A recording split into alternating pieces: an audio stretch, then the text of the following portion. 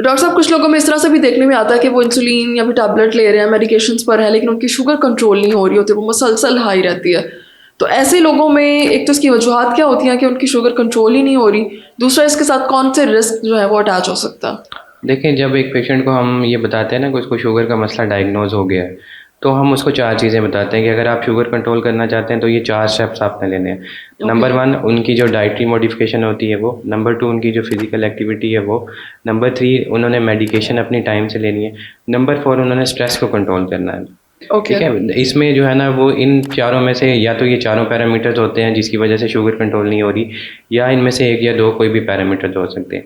अब ओके। हमारे पाकिस्तान में अनफॉर्चुनेटली आपने देखा कि स्ट्रेस का एलिमेंट भी बहुत ज़्यादा है। हर घर में जो है ना वो किसी न किसी रीज़न की वजह से जो है वो स्ट्रेस चल रहा होता है। कुछ लोगों को फाइनेंशियल इश्यूज़ हैं, कुछ लोगों को कोई और इश्यूज़ चल रहे होते हैं घर की वजह से, और स्ट्रेस एक बड़ा फैक्टर है। जब स्ट्रेस का फैक्टर रहता है तो उसकी वजह से हमारी बॉडी से स्ट्रेस हार्मोन रिलीज़ होते हैं। स्ट्रेस हार्मोन जो है वो आपके ब्लड प्रेशर और शुगर को दोनों को बढ़ा देते हैं। तो एक ओके। हमने कुछ ऐसे पेशेंट्स भी देखे हैं जिनमें हमने इंसुलिन पर भी लेके गए, लेकिन जब तक हमने उनके स्ट्रेस को कंट्रोल नहीं किया या कोई एंटी डिप्रेसेंट ऐड नहीं की तो उनके शुगर लेवल उस तरह से कंट्रोल नहीं हुए। ओके। ठीक है? अब उसमें होता ये है कि पेशेंट ये समझता कि मैंने दवाई ले ली है तो अब मैं चाहे जो मर्ज़ी खाता फिरूँगा ना तो मेरी शुगर नहीं बढ़ेगी, ऐसा नहीं होता।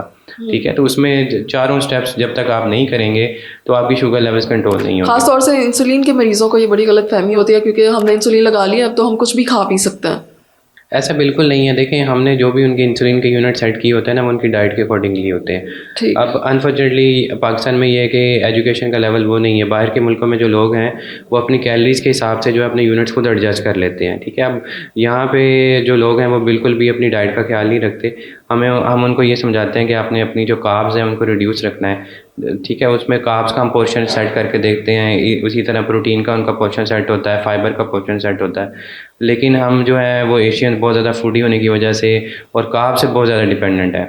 जैसे मैंने पहले भी बात की कि रोटी और चावल के बगैर तो जो है ना वो हमारा खाना मुकम्मल ही नहीं है। तो एग्जैक्टली। वो बाकी चीज़ें जो हैं वो तो एज अ स्नैक ले रहे होते हैं। तो उसमें लोगों की कैलोरी अवेयरनेस करना बहुत ज़रूरी है।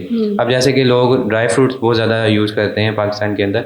अब ड्राई फ्रूट्स की अगर आप कैलोरी देखें तो 100 ग्राम्स के अंदर जो है वो उसकी 600 से 700 तक कैलोरीज होती हैं।